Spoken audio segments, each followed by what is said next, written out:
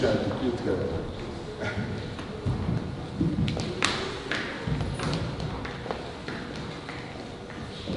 On a pu toucher un pupitre depuis un bon bout de temps. C'est donc un plaisir pour moi de revenir et de parler de la part de Dieu. Vous savez, on sort du confinement et durant le confinement, on n'a traversé pas beaucoup de choses. On a eu des nouvelles qui n'étaient pas bonnes. Et il y a quelque chose qui m'a traversé l'esprit tout au long de cette période. Quand je voyais des informations ou bien que je parcourais les réseaux sociaux, ce qui m'a impressionné, c'est de voir autant d'émotions qui habitent les hommes. Donc, et c'est pourquoi ce matin, j'ai pensé à un thème.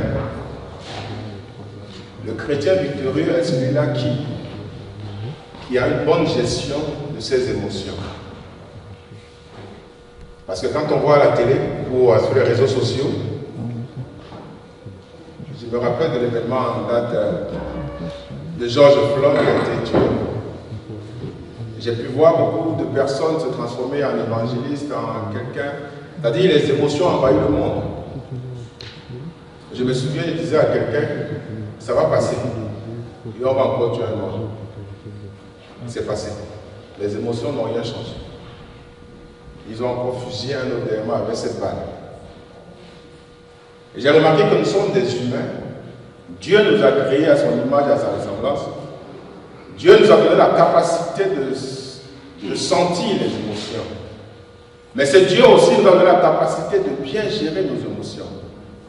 Vous savez, si je veux t'énerver, je vais faire quelque chose qui va provoquer la haine en toi, qui va provoquer la jalousie en toi et qui va te pousser à t'éloigner de Dieu. Vous savez, on dit que celui qui vit en Christ est devenu une nouvelle créature. Celui qui est habité par l'Esprit Saint et qui marche selon l'Esprit Saint n'est plus sur la loi. Mais laisse-moi te dire que lorsque les émotions négatives te permettent ou te laissent occasion, te laissent faire un acte qui n'est pas clair, qui est en contradiction avec Dieu, la loi va te frapper. Souvenez-vous du couple camerounais qui a été assassiné, dont le mari a assassiné la femme, il s'est tué parce qu'il avait la haine en lui. Lorsque l'émotion négative vous dépasse, lorsque vous n'êtes plus capable de gérer cela, vous allez commettre des actes qui vont vous condamner et la loi sera applicable sur vous. Mais si tu laisses tes pas marcher guidés par le Saint-Esprit, alors Jésus nous dit que nous ne sommes plus sous la loi. Amen. Si tu respectes les conditions de la code de la route, si tu deviens ivrogne, tu bois, tu fais ceci dans la route, la loi va te frapper. Si tu manques de respect à quelqu'un, si tu violentes quelqu'un parce que tu n'es pas capable de gérer tes émotions, alors la loi va te frapper. Tu n'es plus une nouvelle créature. Tu es déjà sous la loi.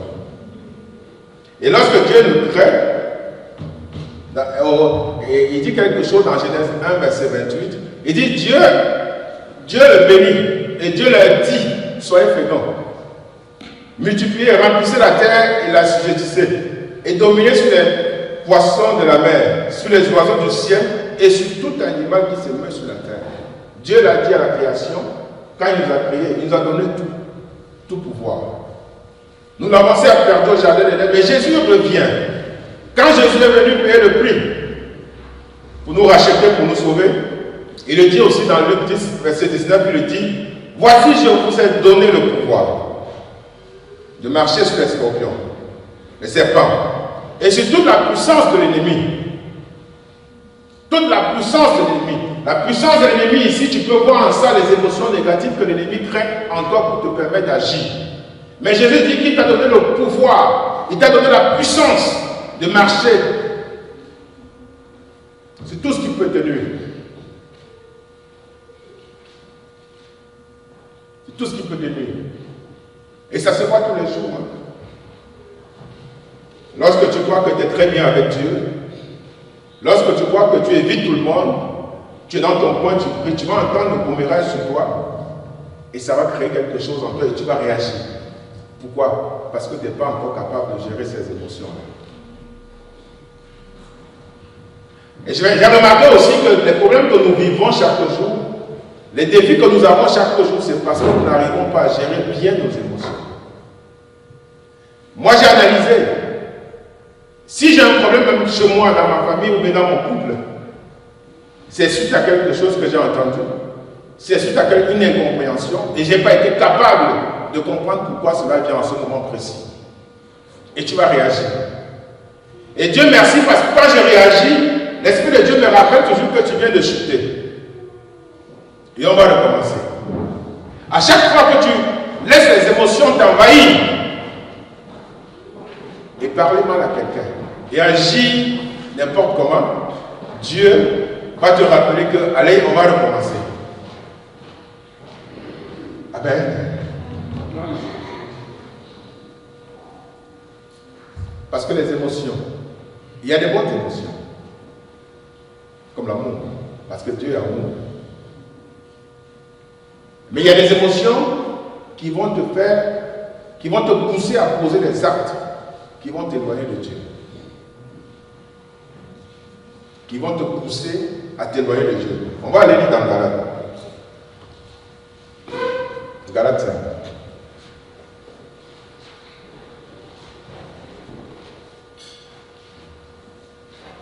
Galates 5 à partir du verset 16. Paul dit à Galates ici à partir du verset 16, il dit, j'ai dit donc, marchez selon l'esprit et vous n'accomplirez pas les désirs de la chair. Car la chair a des esprits contraires à ceux de l'esprit. Et l'esprit en a de contraires à ceux de la chair. Ils sont opposés entre eux. Les désirs de la chair sont opposés aux désirs de l'esprit. Afin que vous ne fassiez point ce que vous voudrez. Tu veux bien faire du bien à ton frère, mais lorsque les émotions, les esprits, lorsque la chair veut se venger d'une situation, alors tu ne fais plus ce que Dieu veut. Tu fais ce que tu veux. Et Paul ici vient dire qu'à chaque fois que vous êtes traversé par les mauvaises émotions, la première chose à faire, c'est de pouvoir dominer ces émotions. Et comment dominer ces émotions? Il faut toujours être planté dans la parole de Dieu. Il faut connaître la parole de Dieu. Il faut que l'Esprit, au travers de la parole, vous appuie de façon permanente. Lorsque vous traversez les émotions négatives, confessez la parole, afin de la dominer. Et je vais prendre l'exemple de Jésus. Lorsque Jésus travaillait, on vient d'annoncer que son ami Lazare est mort. Et je pense que si on appelle quelqu'un ici, on dit qu'il a un parent ou un ami qui est décédé, il va d'abord crier avant de se ressaisir. D'autres pensent à fallait me mater. Mais Jésus est resté calme. Jésus est resté calme. Il ne s'est pas agité. Mais il a d'abord fini ce qu'il avait à faire avant d'aller ressusciter Lazare. Souvenez-vous quand on est venu avec la femme adultérée devant Jésus. On a dit on l'a attrapé en frappant de lit. Jésus regarde, il voit bien. Oui, on l'a attrapé. Pensez-vous que Jésus n'avait pas aussi des émotions qui montaient en lui? Ou de voir comment ses enfants se comportent de façon désagréable? Mais Jésus a pris son calme. Il a demandé qui de vous n'a jamais péché. Et on a laissé la femme. Souvenez-vous lorsque Jésus a jeûné pendant 40 jours dans le désert. Il avait faim. Et l'ennemi est venu lui dit, écoute, je peux te donner à manger. Je peux transformer ces pierres en gâteau pour toi. Il avait faim. Et l'ennemi lui a dit ça. Pensez-vous que Jésus n'a pas été traversé par les émotions pour régner qui il était? Jésus leur rappelait, il est écrit. La parole est écrite. Il est dit ceci. Pourquoi? Parce qu'il était planté dans la parole. À chaque fois qu'il a eu la victoire, c'est parce qu'il était planté dans la parole. Jésus aussi pouvait se laisser déborder. La vie de Jésus même en fait, le succès de la destinée de Jésus, c'est parce qu'il a été capable de gérer ses émotions, positives comme négatives. Et le succès de l'Église aujourd'hui, Nous devons bâtir les chrétiens adultes, capables aussi de gérer cela. Je disais à un pasteur que les réunions de pasteurs, parfois il y a des bagarres. Pourquoi? Parce qu'il y a des pasteurs qui ne gèrent pas leurs émotions. Parce qu'un collègue a dit ceci de toi, et tu profites de la réunion, tu le boxes en même temps. Parce qu'on va dire on a entendu le pasteur, mais à partir de là, lorsque tu laisses les émotions te déborder, tu as échoué. Jésus a su contrôler. Et je me souviens même de mes parents. Quand on me disait que tu deviendras adulte, il y a des choses que tu ne dois plus agir. Parce que quand tu es adulte, quand tu as compris comment fonctionne la vie, quand tu as compris ce que Dieu attend de toi, tu n'as plus le temps à donner à des personnes qui n'ont rien à faire de leur temps et de leur vie. L'ennemi va utiliser ça pour vous nuire. Et tu vas entendre des choses sur toi et ça va te déranger. Ça va te déranger. Le verset 18 dit, si vous êtes conduit par l'esprit, vous n'êtes point sous la loi. Si vous êtes conduit par l'esprit. Papa Samy a dit dès le matin, on cherche Dieu. Si vous êtes conduit par l'esprit, alors vous n'êtes point sous la loi. Parce que du moment où la loi te condamne, c'est parce que tu es loin de Dieu. Mais si c'est l'esprit qui te conduit, la loi n'a rien à faire sur toi. Tu es un citoyen modèle. On ne te trouve pas dans le coup fourré. On ne te retrouve pas dans les bagarres, dans des fraudes. Tu n'es pas là. Pourquoi? Parce que tu laisses ta vie, tu laisses l'Esprit de Dieu te conduire.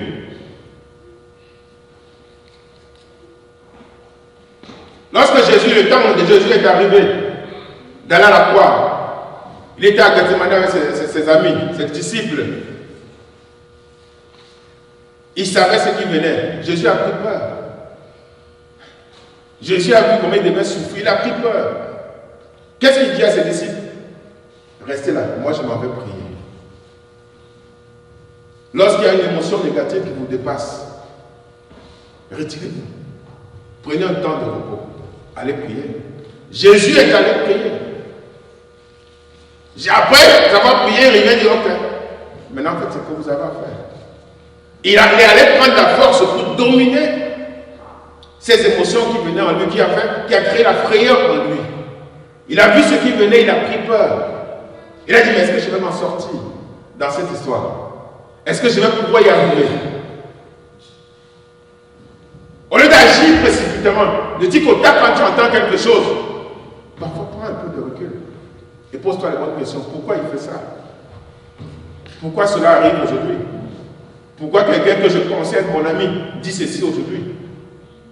Quel est le but de ce qu'il fait? Parfois c'est juste, tu es en train d'aller quelque part, Jésus allait quelque part, Jésus allait vers sa destinée. Peut-être il y a un défi auquel tu vas passer pour atteindre ta destinée, et il vient maintenant créer en toi une émotion négative et tu agis.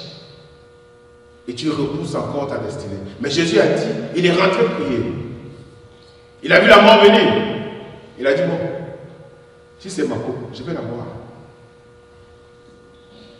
Et nous sommes sauvés aujourd'hui parce qu'il est arrivé. Parce qu'il a pu gérer ses émotions.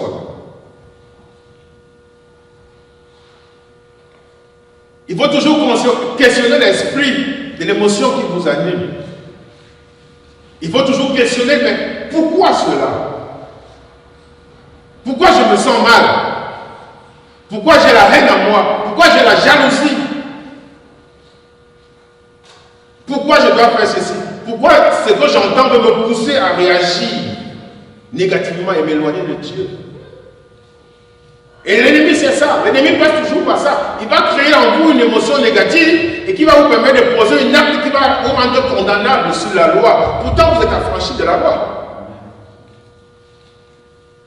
Et nous tombons parce que nous n'avons pas compris cette capacité de pouvoir gérer. Un homme qui gère ses émotions, c'est un homme béni.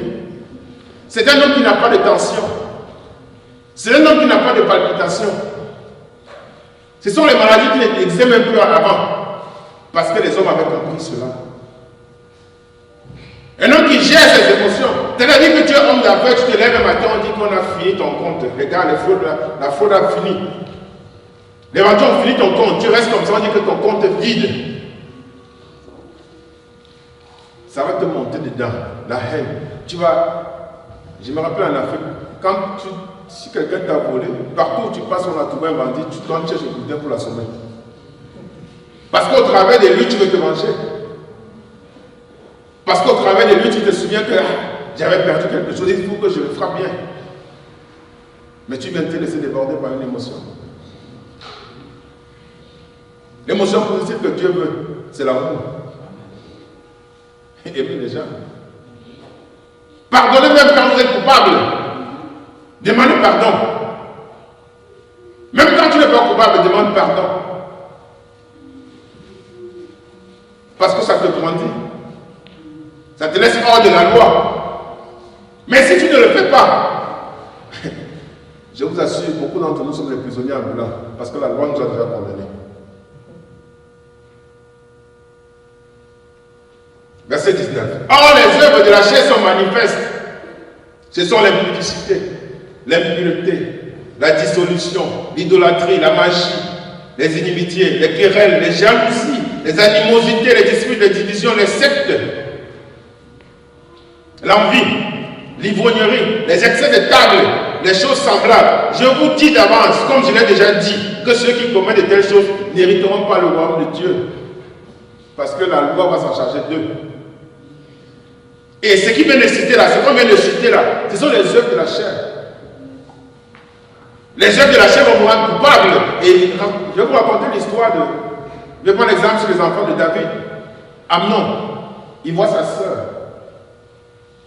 Ça crée un désir. Il désire sa sœur. Pourtant, dans le Lévitique, il dit que tu ne devrais pas avoir la nudité de ta sœur, la fille de ton père. Lui, il sait ça. C'est contre la volonté de Dieu. Mais l'émotion, il voit sa soeur, ça crée un désir. Au lieu de se retirer, de traverser au-delà de ça, il a formaté un coup pour faire venir Tamar près de lui. Et l'Esprit de Dieu nous rappelle toujours, parce que Tamar, au moment, Tamar lui rappelle que mon frère, qu'est-ce que tu fais comme ça? Qu'est-ce que je vais devenir? L'Esprit de Dieu nous rappelle chaque fois quand on fait des choses comme ça, quand on se laisse déborder par l'émotion, de stopper. Tamar lui dit à Amnon, mon frère, arrête. Je ne peux plus vivre dans ce village si tu me fais ça. Tu sais que tu vas me déshonorer. Lévitique le dit. C'était interdit de faire cela. Mais il s'est laissé. Parce que quand tu n'as plus le contrôle sur ces émotions, tu accomplis les actes qui te rendent condamnable. Il a accompli son forfait. Absalom a compris. Et l'émotion négative a habité Absalom, qui n'a pas pu contrôler, ça a poussé au crime. Il est rendu coupable sur la loi. Dès qu'il a commis le crime, c'est fini. Une famille a été détruite. Pourquoi? À cause des émotions. Je vous ai parlé du couple américain, camerounais. À cause des émotions. Il a buté sa femme, il s'est buté, et il a détruit toute une famille. Les enfants sont foutus. À cause des émotions. Parce qu'on n'est pas capable de gérer ce qui nous dépasse. Il n'y a aucune émotion qui en fait nous dépasse. Mais si nous n'avons pas la capacité, si nous n'avons pas travaillé en nous référant tout le temps à la parole de Dieu, en étant rempli d'Esprit Saint, on sera toujours victime. On sera sous la loi. La loi va nous condamner. Chaque fois. Absalom a pris aussi. Il a entendu. Absalom n'était même pas là. Absalom voulait même se venger. Il avait même raison de se venger à cause de ce qui a été fait à sa sœur. Il n'y a pas de raison avec Dieu. Tu as l'émotion à dépasser. Et il s'est rendu condamnable par la loi. Lorsque ça t'habite et que tu ne peux pas dominer cela, tu seras condamné par la loi. Il y a les chrétiens ont une façon de faire. Ah, c'est arrivé. Dès que tu prends un ticket parce que tu as accès des pièces, ah, c'est arrivé. Mais c'est parce que tu n'as pas écouté. Tu as appliqué à la loi, ça ne touche pas, ça te frappe. Pourtant, il y a quelqu'un qui va venir, il va passer même à 200 à l'heure, on ne va jamais l'attraper. Mais toi, il y a cette voix qui t'a dit à un moment donné, stop. Tu n'as pas compris. Et tu te frappes. Voilà une famille. Abdel et Caïn. il a eu une émotion qui a créé la jalousie en lui, de son frère. Il a posé l'acte criminel parce qu'il n'a pas été capable de gérer cela. Dans nos familles, nous avons aussi des frères comme ça, des sœurs comme ça. Moi-même, j'en ai chaque jour. Tu ne peux pas parler 2 mots avec eux, tu ne peux pas planifier quelque chose avec eux. Ça crée la colère. Mais chaque fois que tu te mets en colère, ils ne vont jamais t'écouter. Ils ne vont jamais t'écouter. Il disait une fois à ma soeur, j'ai compris mes grands frères, je vais me mettre en colère. Maintenant, je vais les aider à accomplir ce qu'ils ont accompli. Parce que si tu gueules, ils ne vont pas comprendre. Si tu te laisses transporter par ce qu'ils font, ils ne vont jamais te comprendre. Au contraire, tu vas mettre ta santé en danger.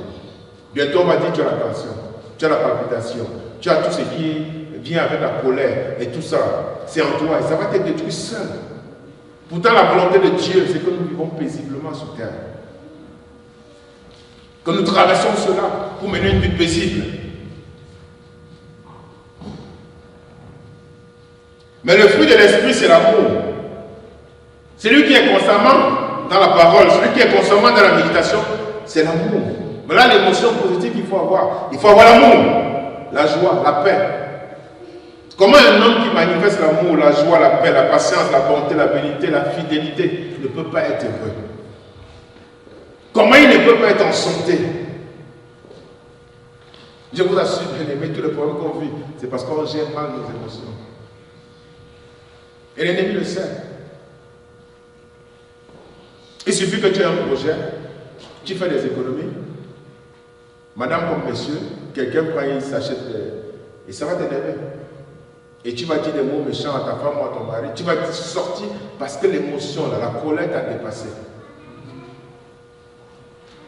Et quand tu réagis toujours par l'émotion qui te dépasse, ça ne met pas trop longtemps. C'est juste dès que tu as commis l'acte, tu as même honte de ce que tu as fait. À l'instant même où tu as compris, à l'instant même où l'émotion t'a dépassé l'esprit et tu as fait ce que tu allais faire, ça ne fait même pas quelques secondes. Tu dis, ouais, j'ai fait ça pourquoi? En toi-même, tu dis que, mec, pourquoi j'avais fait ça? J'aurais même dit, c'était même quoi? C'est ça, le feu de paille.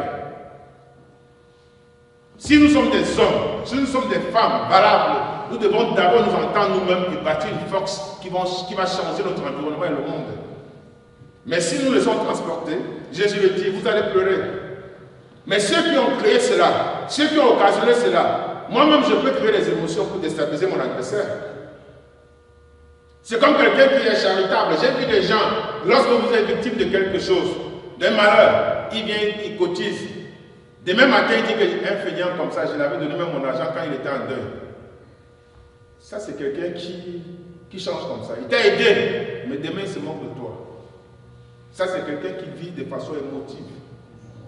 Mais c'est lui qui a compris en lui qu'il faut être charitable, qu'il faut être amour. Même quand tu n'es pas dans le malheur, il est content de donner. Il est content d'aider. Il est content d'apporter son soutien. Chaque fois qu'il peut, il le fait. Il le fait avec plaisir. Il ne va jamais cracher sur ce qu'il a donné. Mais les émotifs, il te donne aujourd'hui. Parce qu'il était émotif. Demain, quand il revient à la raison, il y a des gens qui prennent des décisions sur l'émotion. Non, je ne vais plus. Demain, il retombe. Non, j'ai déjà entendu ça. Demain, il retombe. Pourquoi? Parce que toute décision due à l'émotion qui vous a surpassé, ce sont juste des feux de paille. Il n'y a aucune conviction. Il n'y a aucune personnalité. Jésus dit que vous allez pleurer. Le monde va se réjouir. Il dit, vous serez dans la tristesse, mais votre tristesse ne changera en rien. Ça ne va pas changer en joie. Pourquoi? Parce que si je veux quelque chose, je crée le problème chez vous. Dis à quelqu'un que je vois papa Lucien, je veux sa veste. Je veux lui dire, je peux lui dire que la veste qu'il a portée fait avec un matière qui est bizarre. Je vais créer la peur chez lui. Et si lui, les motifs, il va prendre ça, moi je vais aller prendre, je vais porter. Quand il va me voir en route, il va dire que c'est un sorcier, il va dire que oui, laisse-lui prendre ça. Parce que moi je sais pour quelle émotion j'ai mis en lui. C'est ce qui se passe. Et je lui dis, vous allez pleurer, vous allez être en tristesse. Mais ceux qui ont créé cela, parce que vous n'avez pas compris qui vous êtes, qui vous servez, qu'est-ce que le maître a fait, qu'est-ce que Jésus a mis en vous, vous allez changer du blanc au noir, du noir au blanc, tous les jours, ainsi la vie va passer. Un jour, c'est comme vous pouvez réaliser, on va reprojeter sur nos enfants vont reprojeter sur leurs enfants, ainsi de suite. Et puis, la vie va continuer. Alors, les Philippiens 4.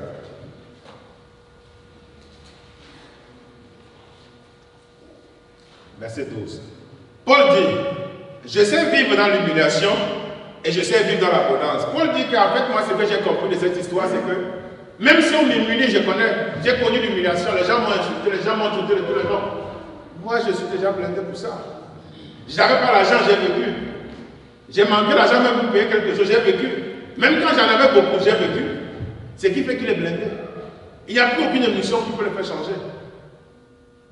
Je sais vivre dans l'humiliation, je sais vivre dans l'abondance. En tout et partout, j'ai appris à être rassasié. Et à avoir faim.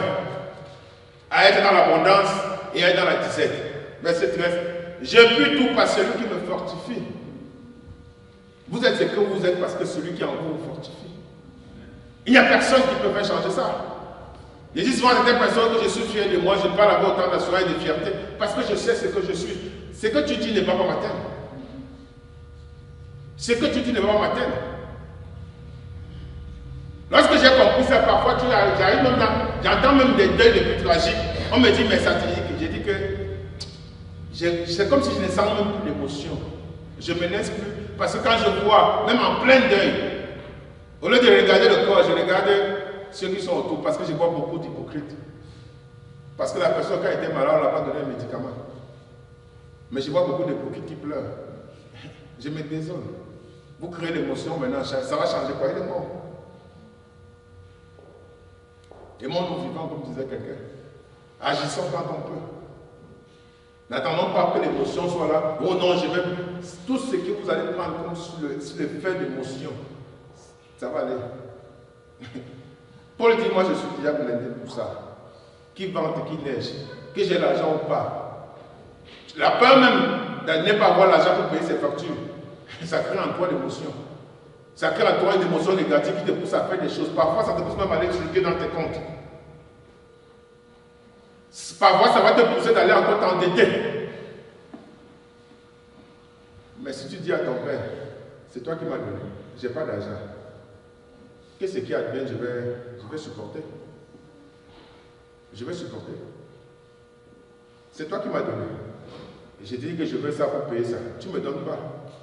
Je supporte les conséquences.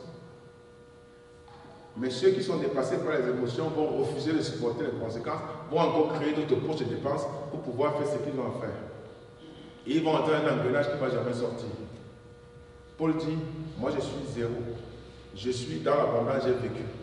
Les gens se sont moqués de moi. Tu as les pieds tordus, ils sont moqués de moi. Tu es laid, ils sont moqués de moi. Tu es sale, ils sont moqués de moi. Ça n'a rien fait. Ça n'a pas changé que je m'appelle Télésphore. Que vous avez pensé ça ou pas, est-ce que ça change mon nom? Ça change qui je suis? Non. Du moment où tu te laisses transporter par tous ces vents qui soufflent, il y a un problème.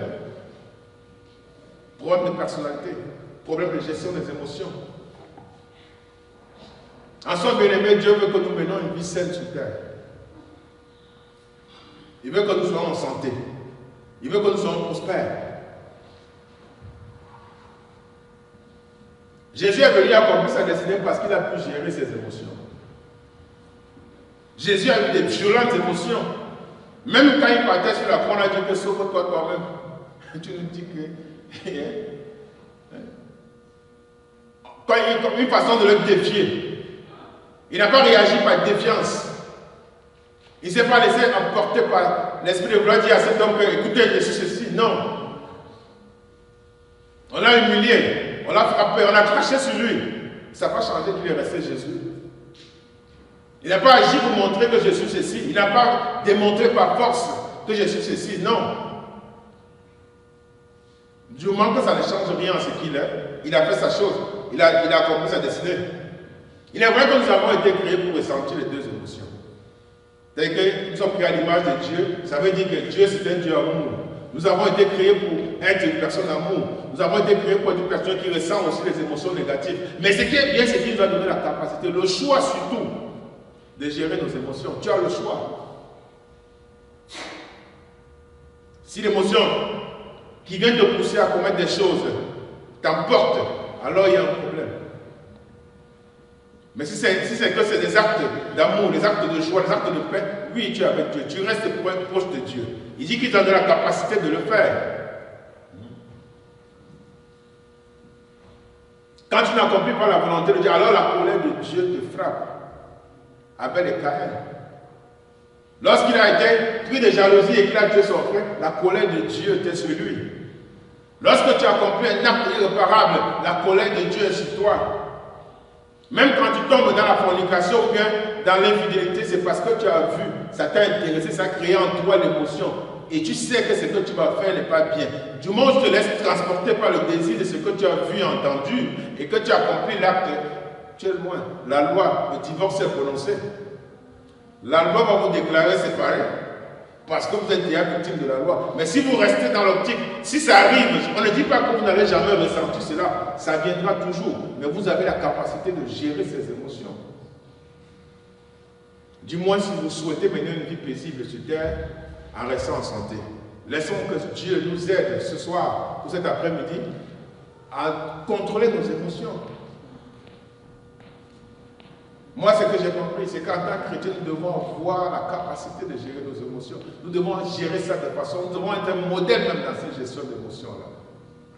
Pour que Dieu nous aide à aller de l'avant et à être des chrétiens bâtis, capables de... Même les chrétiens qui prononcent Jésus le matin et la nuit, ils savent s'ils étaient avec Jésus, c'est parce qu'ils sont dépassés par les émotions.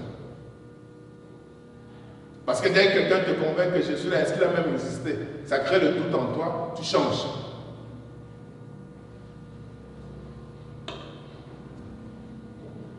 Revêtons-nous donc en tout temps d'humilité. Parfois, on va nous insulter, acceptons. Revêtons-nous de miséricorde, de douceur, de patience. Et apprenons à nous supporter les uns les autres.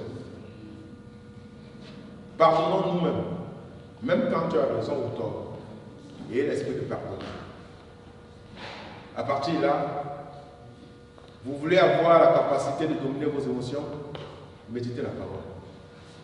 À chaque esprit qui vous habite, confrontez cet esprit, cette émotion à la parole et cherchez à savoir ce que Dieu dit dessus. Dieu est contre le crime. Et du moment que l'acte que tu commets est irrépréhensible à Dieu, la loi va te frapper. Même si la loi te frappe aujourd'hui, devant Dieu, tu es déjà coupable, tu t'es éloigné de lui. Que l'Éternel Dieu nous bénisse. Dans le nom du Père, du Fils et du Saint-Esprit. Amen. Bon repos.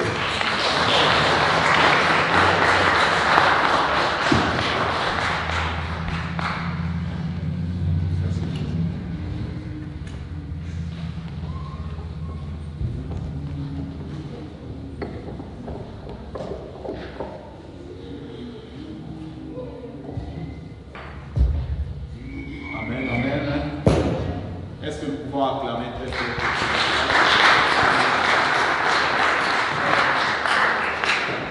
Pasteur de l'effort, que Dieu te bénisse pour ce message. Vraiment, que le Saint-Esprit puisse nous aider de gérer nos émotions. Sans plus tarder, nous allons donner à notre Dieu. Bien-aimé, là où tu es, si tu as besoin d'une enveloppe, il y a le service de protocole qui vont distribuer les enveloppes. Vous pouvez seulement élever la main là où tu es. Il y a le service de protocole. Vous pouvez seulement élever la main. Vous pouvez élever la main, les services de protocole ont besoin de voir vos mains pour vous donner les enveloppes. Vous pouvez seulement...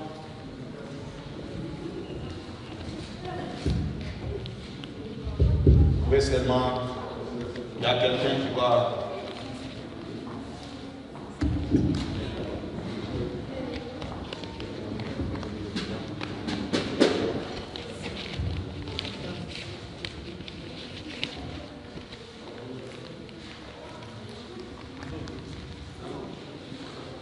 Si on finit de donner, vous pouvez prier sur votre offrande, vous pouvez prier sur votre dîme et vous pouvez vous tenir debout pour venir donner. Prie sur ton offrande, prie sur ta dîme. Prions au nom puissant de Jésus. Père éternel, je bénis ces offrandes, je bénis sa dîme. Laisse que ce que nous donnons, Seigneur de gloire, puisse contribuer à l'avancement de ton œuvre, papa. Laisse que ta parole puisse se réaliser dans la vie de chacun de nous. Au nom de Jésus que nous venons prier. Amen. Nous pouvons donner avec joie.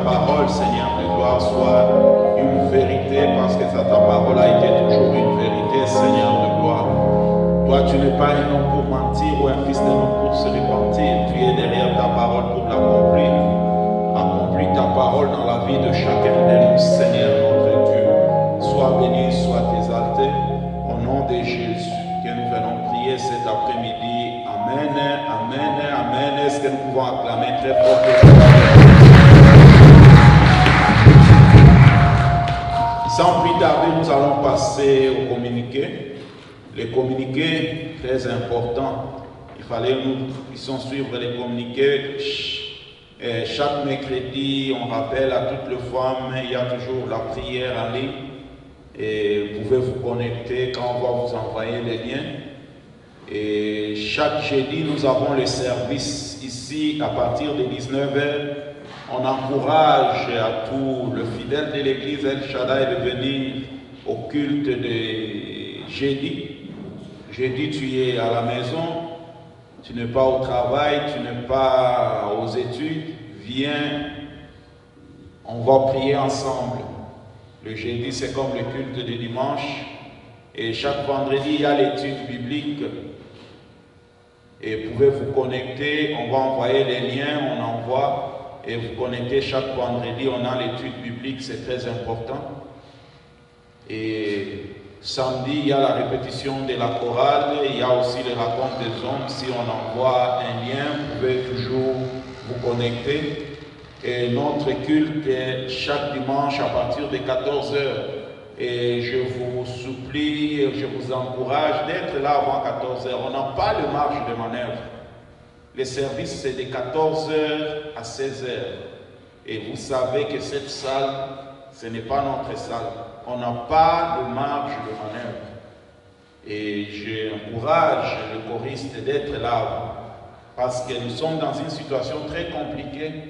Il n'y a personne qui peut commencer à essayer vos micros pour vous. Il faut être là. Ce n'est pas que le culte a déjà commencé, on va commencer à essayer le micro, non. Le culte doit commencer à 14h parce qu'on fait l'effort qu'à 16h on finit le culte. Et on n'a pas vraiment le marge de manœuvre, on doit libérer la salle.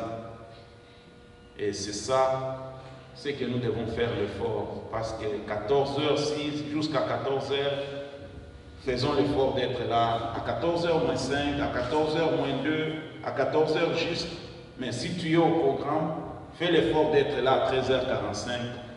Surtout les groupes de louanges et d'adoration. À 13h45, font l'effort d'être là à 13h30, entre 13h30 et 13h45. On règle tout comme ça soit déjà prêt. Que Dieu vous bénisse. Et tous ceux qui sont là, je vous bénis au nom du Seigneur pour votre présence. Je vais d'abord pour passer le micro à Pasteur. Je vais inviter Papa Lucien qui a un communiqué spécial. Quand il va finir, il va passer le micro au Pasteur pour clôturer le service. Bonjour tout le monde. On s'est parlé les dimanches passés ici. On a donné un communiqué. Alors, c'est juste vous donner la suite. Comment la semaine s'est passée. Mais avant cela, j'ai un communiqué spécial. Comme vous pouvez vous rendre compte, nous avons besoin que El Shaddai non seulement ait son culte ici physique, mais que notre culte en ligne soit régulier.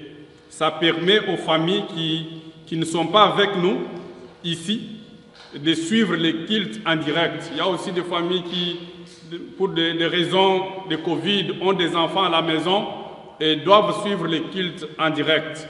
Pour cela, nous avons besoin des moyens suffisants. Nous avons lancé un communiqué, nous avons besoin de votre contribution. Il nous manque presque 2000 quelque chose de dollars pour réunir les matériels qu'il faut pour notre culte en ligne chaque dimanche. Alors, s'il vous plaît, il y a des gens qui ont pris les engagements, 100 dollars par personne. Faites parvenir votre argent à moi au plus vite possible. Si vous n'avez pas encore pris l'engagement, s'il vous plaît, après les cultes, voyez-moi, ou passez les messages à ceux qui ne sont pas là. Nous voulons nous rassurer qu'à la fin de cette semaine, nous avons assez de moyens pour que la semaine suivante ou la semaine d'après, nous soyons en mesure d'avoir un culte digne en ligne et d'une manière aussi permanente. Alors pour ceux qui étaient là le dimanche passé et aussi pour le groupe de soutien au projet Temple El Shaddai, tout le monde sait que la semaine passée nous avions fait une offre d'achat de bâtiments et que j'avais expliqué ici les conditions que nous devrions remplir et que cette offre devrait être effective du 1er septembre au 31, juste un mois pour répondre à toutes les conditions qu'il fallait, entre autres la condition financière et ainsi de suite. Mais j'avais aussi expliqué qu'il y avait une autre offre sur les bâtiments et que cette offre devrait prendre fin le 31, c'est pas le 30, hein, le 31 août. Et que vraiment les propriétaires nous voulaient parce qu'on avait offert ce qu'ils voulaient. Mais malheureusement, ça je vous l'ai dit, l'édifice est acheté par quelqu'un d'autre. Il y a quelqu'un qui a fait l'offre, il l'a acheté à 925. Et nous, le messieurs, avait jusqu'au 2 septembre pour entrer en contrat avec nous. Mais cela n'a pas eu lieu parce que le 31, le messieurs, quand il a appris qu'il y a aussi une autre offre après son offre, il a dit accepter d'acheter la place à 925 000. Ce n'est pas 925 000 qui nous manquait, parce qu'il y a aussi un groupe de soutien, un groupe je peux dire, de prêts et de soutien au projet Temple El Shaddai, qui en passant, j'ai dit merci, parce que la plupart dans ces groupes se sont déjà exécutés, ont fait leurs obligations, ils le savent parce que nous allons encore avoir une autre réunion en ligne. Donc, tout votre argent est à un endroit sécurisé pour ceux qui ont déjà contribué pour ce projet. Donc, continuons à prier. Nous sommes activement à la recherche d'un endroit. Si vous en trouvez un, laissez-nous savoir, toute l'équipe dirigeante, appelez, laissez-nous savoir et nous serons plus que contents d'aller visiter. Et si ça répond aux critères de El Shaddai, nous allons faire l'offre et puis nous allons vous communiquer. Merci.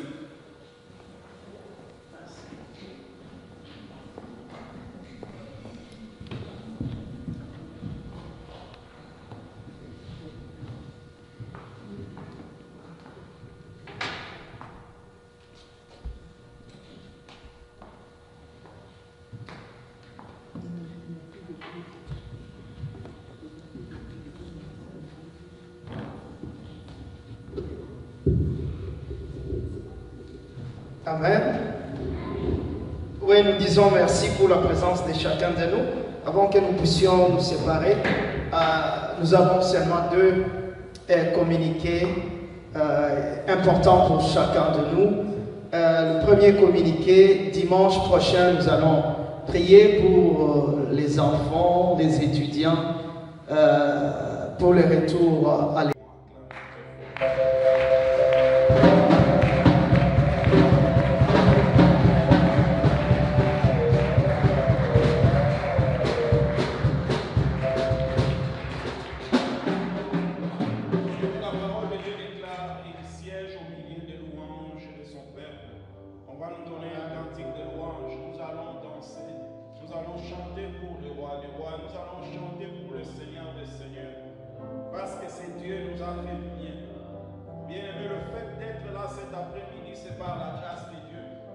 Personne ne dira qu'il a fait l'effort d'être là cet après-midi. Le fait d'être en vie, le fait d'être en bonne santé, c'est grâce à Dieu. Bien-aimé, la Bible déclare, j'aime bien ce que la Bible déclare, la révélation de tes paroles est claire. Elle donne de l'intelligence aux simples. Mais c'est comme nous, les enfants de Dieu, on n'a pas l'intelligence. C'est comme la parole de Dieu ne nous donne pas l'intelligence, bien-aimé. Nous ne pouvons pas vivre comme tout le monde. Nous devons vivre comme les enfants de Dieu. Nous devons reconnaître que ce Dieu-là existe. Et ce que nous sommes, c'est grâce à Dieu. Bien-aimé, se réveiller, dormir et se réveiller, ce n'est pas, disons, une habitude, c'est une grâce de Dieu. Bien-aimé, tu peux aller dormir et demain matin, tu ne te réveilles pas. Comme on marche ici, on marche avec la mort. Tu ne veilles pas, même si tu dis que non, mon frère Samy, tu ne peux pas parler ça, on marche avec la mort. Et on était là le dimanche passé, comme on s'est vu ce dimanche, c'est grâce à Dieu. Parce qu'il y en a ceux qui étaient avec nous le dimanche, ils n'ont pas arrivé ce dimanche ici. C'est pour cela, bien aimé, nous devons être reconnaissants à ce Dieu. C'est Dieu qui nous compte parmi le vivant, c'est Dieu qui nous réveille le matin. S'il ne t'a pas réveillé le matin, tu ne peux pas aller au travail. S'il ne t'a pas réveillé le matin, tu ne peux pas voir ta femme et tes enfants. S'il ne t'a pas réveillé le matin, tu ne peux pas faire tout le projet que tu dois faire. Voilà pourquoi la Bible déclare au commencement était la parole.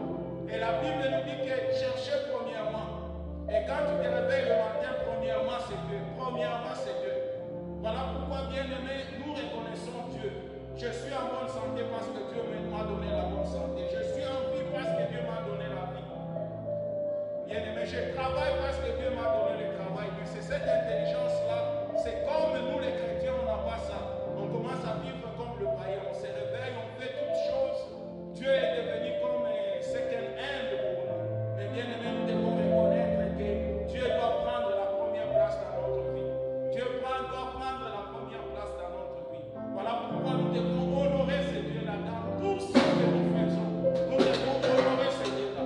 Quand on attend, on parle de Dieu, bien-aimé, ça doit être la priorité. Si c'est le jour de dimanche, c'est le jour où on dit que ça c'est la priorité parce que c'est le jour de Dieu. Parce que si je vis, c'est grâce à Dieu là. Bien-aimé, quand on met Dieu à côté, c'est pour dire à Dieu, si je vis, c'est par ma propre force. Voilà pourquoi la Bible nous dit qu'il y aura la différence entre les fidèles et les infidèles. Les infidèles, c'est ceux qui ne connaissent pas Dieu dans leur foi. Mais nous, les fidèles, nous connaissons Dieu dans notre foi. Même si je suis intelligent à l'école, je peux faire des 90%, mais je sais que c'est Dieu qui m'a donné l'intelligence. Bien-aimé, même si je fais le sport, comment? On me dit que je suis en pleine bonne santé. Ce n'est pas le sport qui me donne la bonne santé, mais c'est Dieu qui me donne la bonne santé. Bien-aimé, on a vu les sportifs, des grands joueurs qui ont des problèmes de cœur. Mais ils font le sport chaque jour. Voilà pourquoi, bien-aimé, nous devons être reconnaissants à ce Dieu-là. Dieu doit prendre la première place dans tous les détails de notre vie. Et à ce moment-là, il sera très joyeux. Voilà pourquoi, bien-aimé, nous pouvons nous tenir debout. Nous pouvons chanter et danser pour le roi des rois. On nous donne un cantique. Oh, il est le Dieu des dieux, il est le Dieu des cieux. Bien-aimé, je suis toujours très content quand je suis dans la présence de Dieu. Je suis toujours très content, bien-aimé, quand je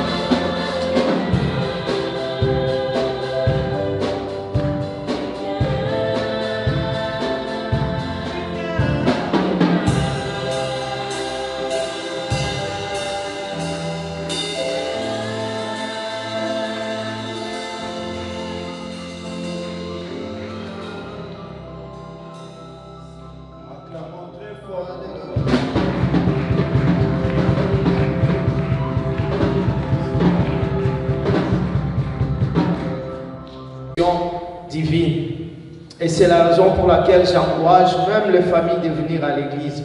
Parce que si tu peux envoyer ton enfant à la garderie, tu peux l'amener aussi à l'église. Parce que là, à la garderie, il y a les familles de plusieurs personnes qui vont rencontrer tes enfants là.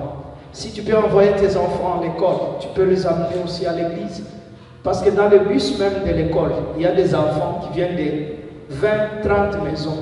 Ils vont rencontrer ton enfant dans l'église.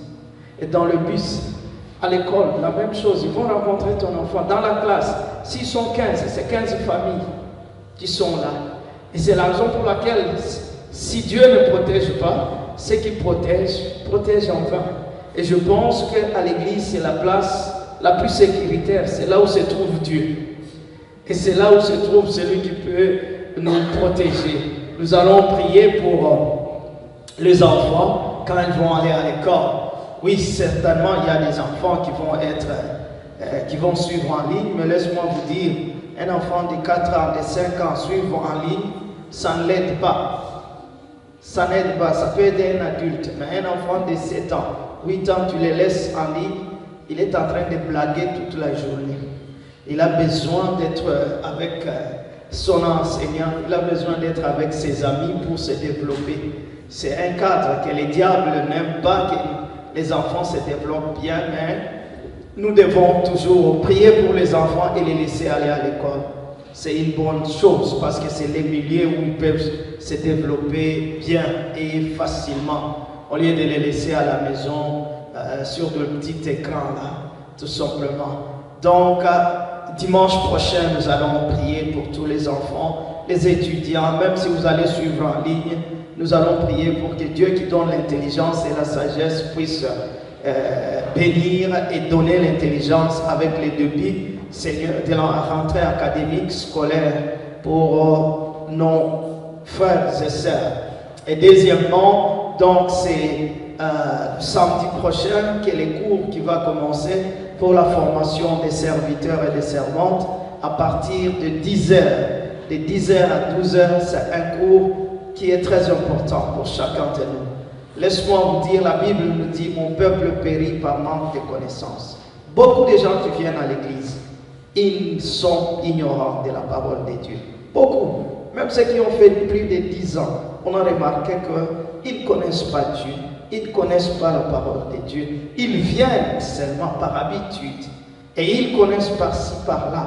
Et c'est ce qui fait que ça nous donne parfois beaucoup de difficultés. Quelqu'un qui a fait 7 ans et qui ne connaît pas vraiment la parole de Dieu.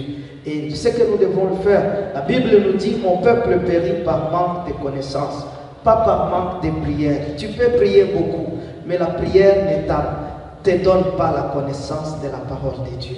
Et parfois quand tu pries et que tu n'as pas la connaissance de la parole de Dieu, tu pries mal, mais tu ne le sais pas. C'est parce que tu n'as pas la connaissance. Et on a besoin vraiment de la connaissance. Et c'est la raison pour laquelle nous avons besoin d'apprendre. On n'a pas besoin de la connaissance seulement pour prêcher. On a besoin de la connaissance pour sa vie d'abord. Sa propre vie seulement. Quand tu connais la parole de Dieu, c'est la raison pour laquelle on dit, vous connaîtrez la vérité et la vérité vous délivrera. C'est la parole de Dieu. C'est très important. Je connais la parole de Dieu, j'ai besoin de la connaître pour ma propre vie. C'est très important. Pour ma propre famille. Si tu veux être prédicateur, sois d'abord le prédicateur de ta femme ou de tes enfants. D'abord, on ne te dit pas aller faire des croisades par-ci, par-là. Non, tu apprends seulement pour que tu sois quand même un papa responsable qui peut enseigner à ses enfants, qui peut enseigner au moins à sa femme. Et il y a parfois des gens qui disent, ah, cette pasteur-là est en train d'influencer ma femme. C'est parce que toi, tu ne connais pas la parole de Dieu. Parce que si tu la connais, tu dois essayer de l'enseigner. Donc ne laissez pas les autres envahir ta famille. Sois même le prédicateur de ta famille en connaissant comment tu peux interpréter. Et tout ce que nous apprenons de l'extérieur, nous risquons de savoir comment les filtrer. Ça va nous aider. Et c'est ce qui est important pour chacun de nous. Nous devons vraiment faire un effort. Donc, on peut s'inscrire et ça va nous aider. Si on peut s'inscrire, Dieu va se manifester et il va agir dans la vie de chacun de nous. Et quand vous avez, je pense que tout le monde a vu la petite vidéo. La petite vidéo, cette petite vidéo est vraiment nécessaire. Mais à votre petite histoire pour cette petite vidéo, moi j'ai envoyé le message pour faire l'affiche. Je fais. Donc c'est ça ce que le pasteur vient de parler ici. Il vient de parler des émotions. Celui qui a fait cette vidéo-là, c'est Josias. C'est Josias Koué qui a fait cette vidéo. Ses parents étaient ici et ils avaient quitté l'église. Mais il est toujours collé à moi. Il est toujours attaché à moi, tout simplement.